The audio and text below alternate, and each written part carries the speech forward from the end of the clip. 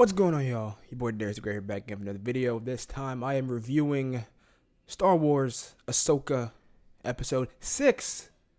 I believe it was called Far, Far Away, right? And yes, as you can see, I got, right here, the man of the hour, because this is the episode in which he returns, Grand Admiral Thrawn. Of course, I'm going to spoil everything in, the episodes. It's hard to talk about these things without spoilers. So yeah, man, this episode, after that phenomenal piece of Star Wars content that was episode 5 with the Ahsoka and Anakin stuff in the War Between Worlds, we get to where Ahsoka and Huyang are in the Purrgil, on the way, following Balin and Elsbeth as they're going, to that other galaxy to find Thrawn and, by extension, Ezra.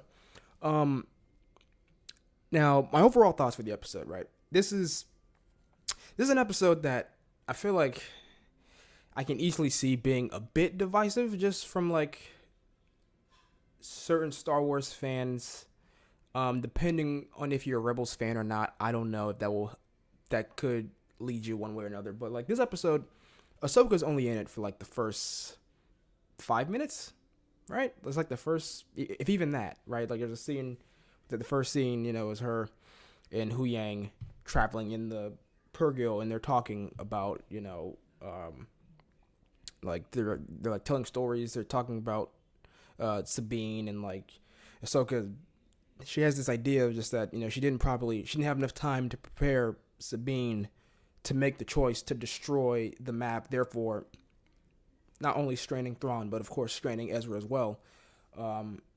And that's really all we get of Ahsoka. The rest of the episode is following Sabine, following Balin, Elsbeth, Shin, and it's set on this planet, what they said, Peridia?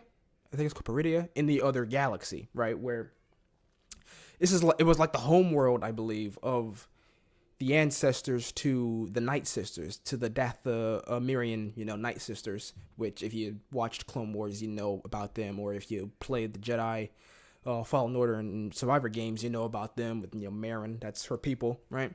Which was very interesting. And, like, I believe, what did Balin say? He said, like, the Purrgils would travel there, and that was kind of where they went to die. And, like, when you see the planet, it's a great visual because, like, when they first show the planet, my first thought was, it looks like the moon, our Earth moon, but, with, like, the Rings of Saturn type deal. But as they get close, you see, it is legit a graveyard of, like, dead Purrgil skeletons and husks and stuff. It's crazy.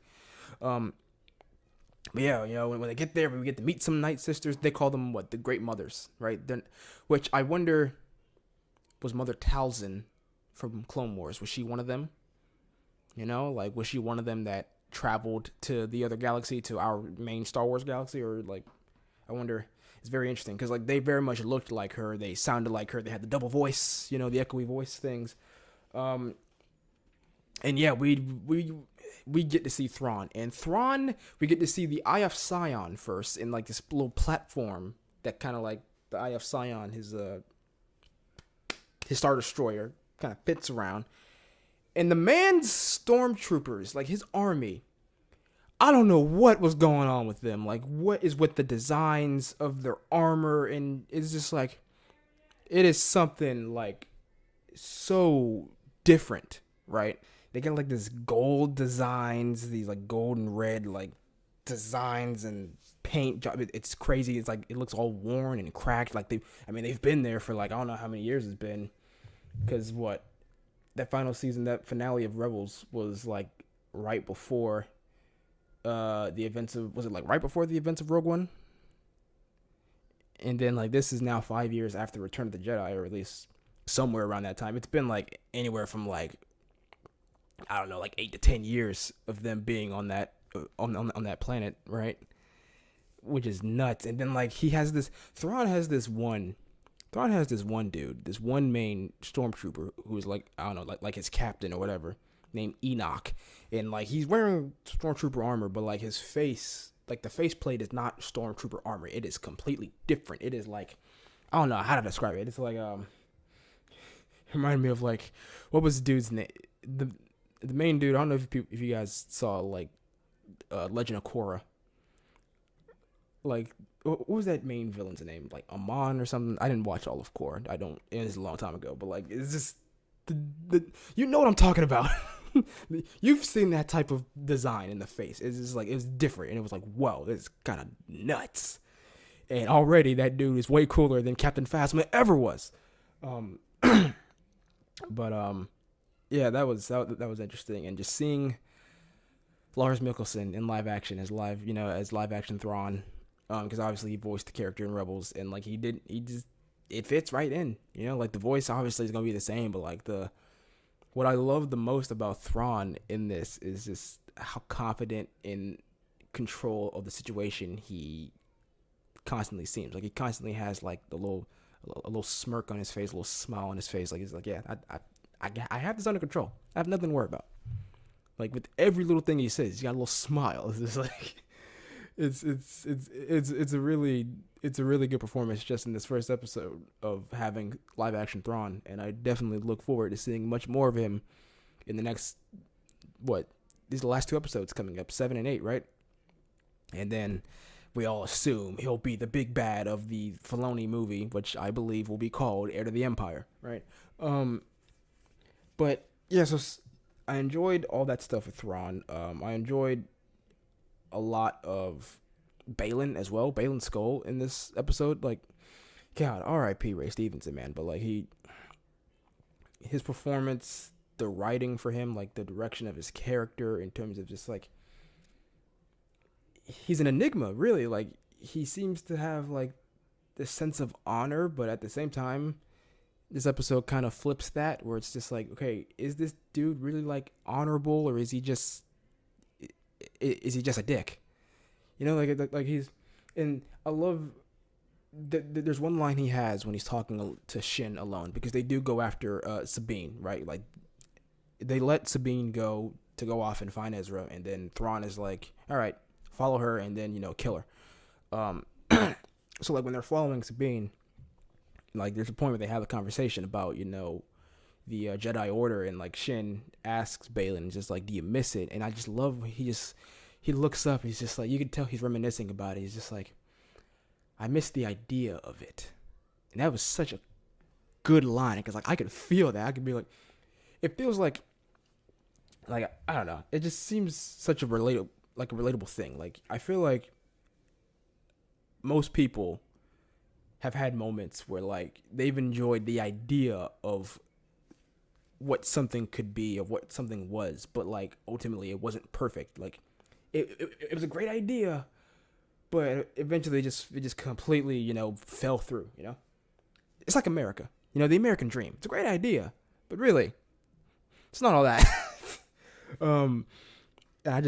I really want to dive more in his backstory. I hope they make like a Baylan Skoll book, so I could read that, because he seems like such an interesting character.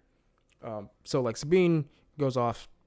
I enjoyed seeing Sabine's journey, going off and searching for Ezra. She's on this, it's called a howler, like this dog wolf alien creature that she's on. And it abandons her when she gets attacked by bandits, but it comes back around. They had a little funny back and forth there, but eventually they stumble upon like this little crab race. Like the subtitles said, like they're speaking like the Nodi language or something like that. I don't know what the actual name of the species is, but like they find one of them, and then I like that that creature noticed the Republic sigil on, or not the Republic, the Rebellion sigil on her shoulder, and like he's wearing like a medallion of that belonged to Ezra. And that's how they go and find Ezra. And when they find Ezra in their village, their colony, the man got long hair now. He's got the beard, and they have this emotional. It's kind of crazy, right? Like it's one of like the most realistic, I think, reunions I've seen in like film or TV. Because like usually when you have a character that sees another character after so long, they run into each other's arms and they're just hugging and stuff. But like, nah, like this, they start off just going back and forth, having a little some little banter, and then they slowly go into the hug and stuff. It's just like it really felt real. Like I feel like I don't know. I feel like if I saw someone after a long time like that, I feel like we bust each other's balls for a little bit and then be like, oh man, I missed you, man. They just and given their dynamic in the show and Rebels, they just definitely fit. And that's kind of where the episode ends. Well, it properly ends with the Great Mothers telling Thrawn that they feel another a Jedi is following with the Purgils that they call the Star Whales, and Thrawn is not happy about it. He's looking at his apprentice. What was her name? Morgan Elsbeth. He's just like, I thought you said Balin said she was dead. It's just like, oh, that's we're gonna have to take care of that. So next episode should be where things really blow open, and then probably have some big epic cliffhanger to lead to the finale.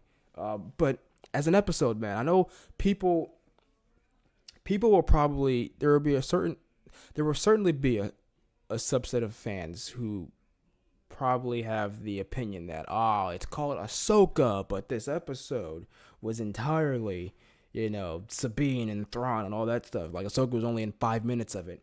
And I get that. It's kind of like the same thing with Book of Boba Fett, where it just turned into a Mandalorian episode. But I think the difference between those two is that this one, it's still all the same connected story. This is all a part of Ahsoka's quest. Like, Ahsoka's coming here. Like, she's traveling to this point. All this is relevant to her. So I think that's fine. I think it's fine.